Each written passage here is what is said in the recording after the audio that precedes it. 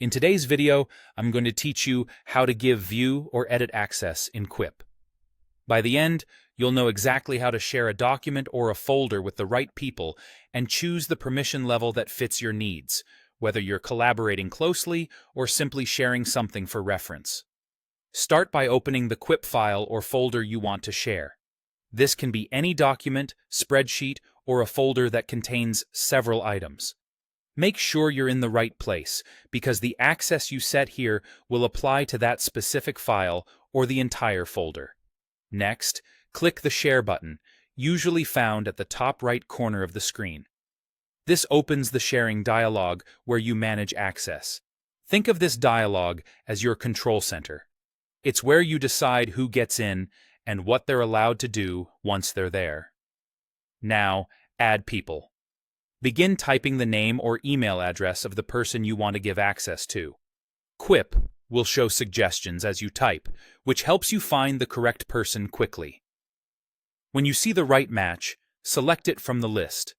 Take a moment to double-check that you picked the intended person, especially if there are similar names in your organization. With the person selected, choose a permission level. Quip offers several clear options. Full access is the most powerful. It lets someone edit the content and also share or manage permissions. Use this for trusted collaborators who need to co-own the material or help you administer who else can get in. Can Edit let someone change the content but not share it further or update access settings? This is ideal for co-authors and teammates who need to contribute directly but shouldn't control who else has access. Can Comment allows someone to view and leave comments without editing the main content. It's perfect for reviewers, stakeholders, or anyone giving feedback while keeping the document stable. Finally, Can View is strictly view only. They can read the content, but can't edit, comment, or share.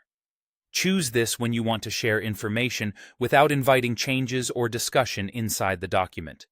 As a best practice, match the permission to the task. If you're unsure, start with the least access needed and adjust later if necessary. It keeps your content organized and reduces mistakes. That's all there is to it. Open the item, click Share, add the person, then select the appropriate permission. Your choices take effect for that person, ensuring they have exactly the level of access they need.